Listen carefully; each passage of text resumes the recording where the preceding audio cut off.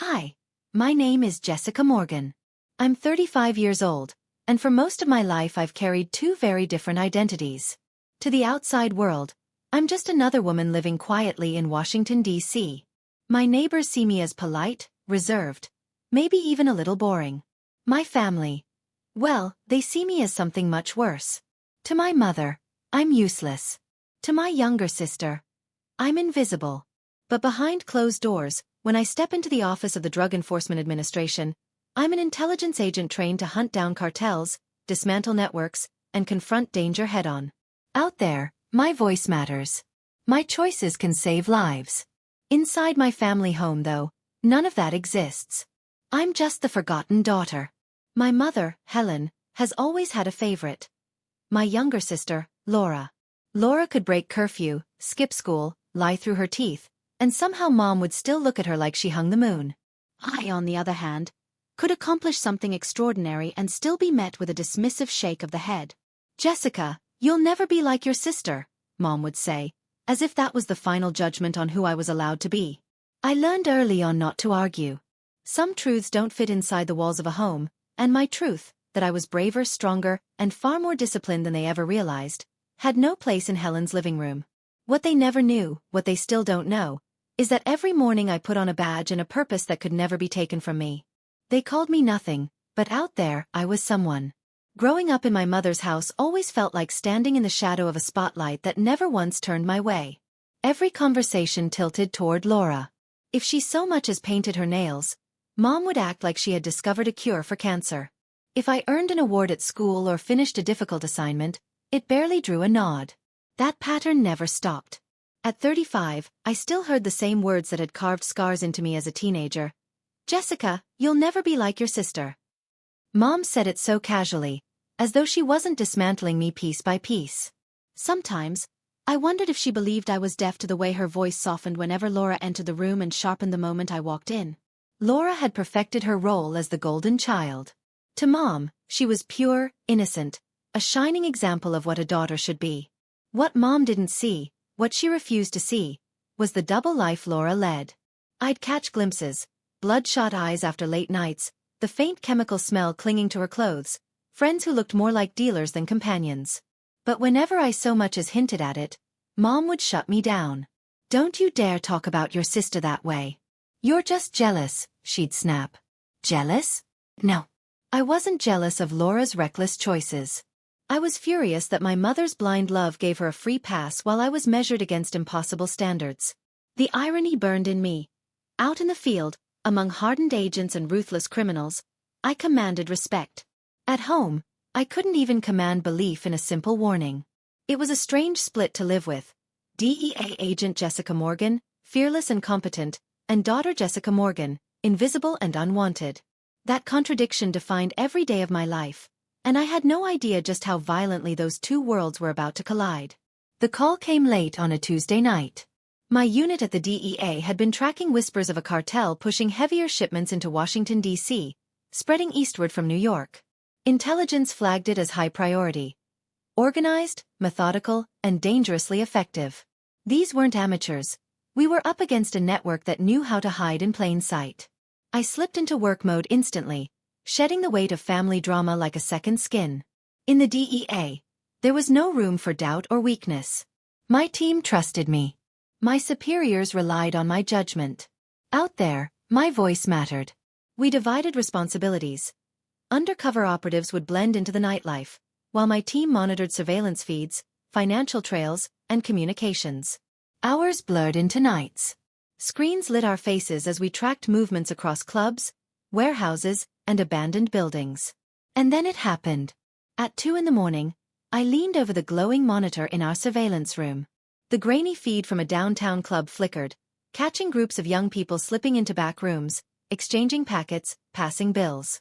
It was routine until the camera panned across a familiar face. My stomach dropped. Laura. Her hair was tied up, makeup heavy, eyes wild. She wasn't just there, she was part of it, pressed into the crowd, laughing too loudly, her hand disappearing into the palm of a man we'd already flagged as a distributor. For a moment, my body forgot how to breathe. It felt like the air itself betrayed me. I leaned closer, hoping it was a trick of the light, a glitch in the feed, but no. It was her. My little sister. My mother's pride. I sat frozen, the dual lives I carried colliding in one merciless instant. On the screen, I wasn't just watching a suspect. I was watching my own blood, standing shoulder to shoulder with criminals I was sworn to bring down. My hands tightened around the desk until my knuckles burned. I had faced cartel leaders, armed standoffs, and dangerous raids, but nothing had prepared me for this. And I knew, sooner or later, I would have to choose between protecting my family's illusion or fulfilling the oath I had sworn to the law. I didn't sleep that night. The footage burned into my mind, looping again and again no matter how tightly I closed my eyes. By morning, the decision was made. I had to tell my mother. She deserved to know, even if she hated me for saying it. Maybe, just maybe, she would finally listen. I drove to her house, the same house where every corner carried the echo of old wounds. When she opened the door, her expression was the same as always. Cool, unimpressed, as if I had already failed at something before stepping inside. "Jessica," she said flatly, "you could at least call before showing up." I ignored the sting. "Mom, we need to talk.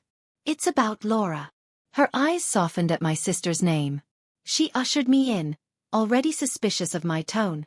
We sat at the kitchen table, where so many of our battles had been fought in silence. My hands shook slightly as I pulled out the still frames I had printed from the surveillance feed. "She's in danger," I began. "Laura is using drugs, and she's involved with people who supply them." These images were taken during an active DEA investigation. For a moment, Helen studied the papers. My heart almost dared to hope. But then her face twisted, not with fear, but with fury. "How dare you?" she snapped, slamming the photos back across the table. "You've always been jealous of her. Laura is everything you're not. Kind, beautiful, full of life. And now you drag in some fake evidence to tear her down." "It's not fake," I said, voice breaking despite myself. "I saw her with my own eyes." "Mom, please, if you don't believe me, she could." "Enough." Her voice cracked like a whip. "I won't listen to this. You'll never be like her, Jessica. Never. That's why you're so bitter." The words hit harder than any punch. I sat frozen as she rose to her feet, her body shaking with anger. Then she pointed to the door. "Get out. Don't you ever come into my home and speak about my daughter that way again. Do you hear me? Get out." For a long second, I couldn't move. Then, silently, I gathered the papers and turned away.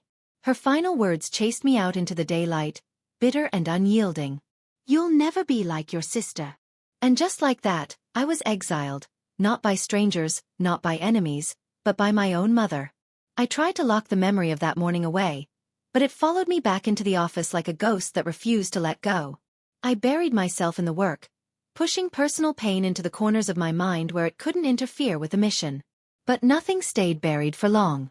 Every new piece of evidence we gathered only tightened the noose around Laura. The surveillance teams tracked her movements. Late-night parties in warehouses, secret meetups with known distributors, text messages recovered from seized phones that included her name and her number. Each file that landed on my desk was another blow to my chest. I didn't need the proof anymore. My gut had known the truth from the start, but the law doesn't deal in feelings. The law deals in evidence, and evidence against my sister was piling up fast. Nights stretched long. I'd sit under the humming fluorescent lights, reviewing tapes, listening to intercepted calls. I'd hear her laugh, so carefree, so oblivious to the destruction she was tangled in. Once, I saw her passing a packet in exchange for cash, the image so clear it seared into me. I closed my eyes and tried to imagine showing that to my mother, how she would still find a way to twist it, to tell me I was wrong. The team didn't know the personal connection. I couldn't let them know. To them, she was just another target, another link in the supply chain that needed to be cut. To me, she was blood. Yet I knew what had to come. DEA agents don't get to choose who falls into the net. Justice doesn't bend for family. The deeper the investigation went, the more dangerous it became. The cartel wasn't just feeding addiction. They were expanding their empire, poisoning neighborhoods one block at a time. And Laura, my sister, was right there in the middle of it, whether by choice or by trap. Every report I signed, every update I gave, dragged me closer to the inevitable. A raid was coming. And when it did, I knew Laura would be standing in the crosshairs. The night of the raid felt electric, the kind of charged silence that settles over you before a storm breaks. My team assembled in the staging area, armored vests strapped tight, radios checked, weapons loaded. I had done this dozens of times before, but that night my pulse hammered with a different rhythm. This wasn't just another mission. This was personal. Intel had confirmed that the cartel was moving product through an exclusive downtown party. High-profile guests, flashing lights, music loud enough to drown suspicion. It was the perfect cover for a large-scale deal. And somewhere inside, my sister was part of it. We rolled in quietly, unmarked vans pulling up blocks away. Through the comms, the team leader gave the word. Move. We slipped into the building like shadows. The bass thumped through the walls, masking our approach.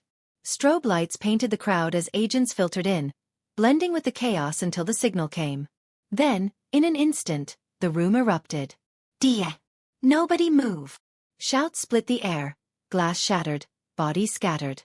I pushed through the panic, eyes scanning desperately. And there she was, Laura, standing at the bar with a packet in her hand, eyes wide as the world collapsed around her. Time slowed. I wanted to look away, to spare myself the sight, but training held me steady. 2 agents moved in, pinning her arms behind her back as she screamed. Her voice cut through the noise, a high, broken wail. Let me go. You don't understand. But I understood too well. Flashing cameras from news crews caught everything, the glitter of her dress, the cuffs snapping shut, her face twisted with terror and denial. By morning, every paper and channel would run the same headline. Local darling arrested in DEA drug bust. 4 years, she had been my mother's pride, her perfect daughter. Now she was just another suspect, photographed under harsh lights, her name tied forever to the poison she had chosen. And in that moment, as I watched her led away, I felt the final fracture, between the sister I had once loved, and the criminal she had become. The news broke like wildfire. By sunrise, Laura's face was everywhere, splashed across local TV stations, plastered on online headlines, whispered about in every neighborhood cafe. DEA busts drug network. Young woman among those arrested. There was no hiding it, no spinning it. The golden child had fallen. I thought my mother would retreat into silence, but instead, she showed up at my apartment door. Her eyes were swollen, her hair unkempt, her voice cracked with desperation I had never heard before. For the first time in my life, Helen Morgan looked small. Jessica, she said, clutching my arm as if I were her last hope. You have to help her. Please. You work there, you have connections, influence. You can make this go away. She's your sister. I stared at her, my chest tightening. The same woman who had thrown me out of her house, who had called me a liar, who had sworn I was jealous of Laura, now begging me to undo the consequences of her own blindness. Mom, I said quietly, when I told you the truth, you wouldn't hear it. You called me bitter. You threw me out like garbage. And now that everyone else can see what I saw, you want me to break the law to fix it. Her grip tightened, nails digging into my skin. She's my baby, she sobbed. She doesn't deserve this. You can save her. I know you can. I pulled my arm free, my voice steady though inside I was trembling. No. I can't. And I won't. Laura made her choices, just like you did when you refused to believe me. Now the law will speak. Not me. Her face crumpled, the fight draining from her as tears streamed down her cheeks. For a moment, I thought I saw the faintest flicker of realization in her eyes, that the daughter she had dismissed all her life was the only one still standing. But it was too late. I closed the door, her cries echoing in the hallway long after she was gone. The trial was swift but brutal. Evidence stacked higher than Laura's defenses. Surveillance footage, text messages, financial transfers, witness testimony. Every detail painted a picture not of innocence but of complicity. She wasn't just a casual user anymore. She was part of the chain, and the court made that clear. I sat quietly in the back of the courtroom as the judge delivered the sentence. 15 years in federal prison. The words rang out like a gavel against my own heart, but I didn't flinch. Justice had spoken, and no family tie could soften its weight. Laura collapsed into her chair, tears streaking her face, but I couldn't move to comfort her. Too much had broken between us. She had chosen her path, and now she would walk it alone. My mother sat on the opposite side of the courtroom, her shoulders hunched, her hands trembling. She looked decades older, as if the trial had drained the life from her. When the sentence was announced, her sobs filled the silence. But what struck me wasn't just her grief, it was the hollowness behind her eyes, as if the pillar she had built her entire world upon had crumbled all at once. In the weeks that followed, the whispers of neighbors turned to open pity, the friends she once flaunted vanished, and the pride she had paraded for so long dissolved into ash. She stopped answering calls, stopped leaving the house, stopped being the woman who once lorded her favoritism over me. Slowly, piece by piece, her mind gave way under the weight of guilt and humiliation. The day came when I got the call. Helen Morgan had been admitted to a psychiatric facility after suffering a complete breakdown. They said she no longer recognized faces, no longer strung thoughts together. She sat by windows for hours, muttering Laura's name like a prayer that would never be answered. I visited once. She didn't look at me, didn't even seem to know who I was. For a moment, I wondered if this was mercy, that the woman who had tormented me with her blind love and harsh words was finally free from herself. Standing there, I realized something.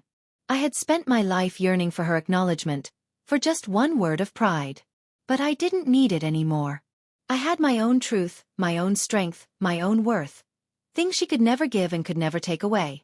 As I walked out of that sterile building, I felt no triumph, no revenge.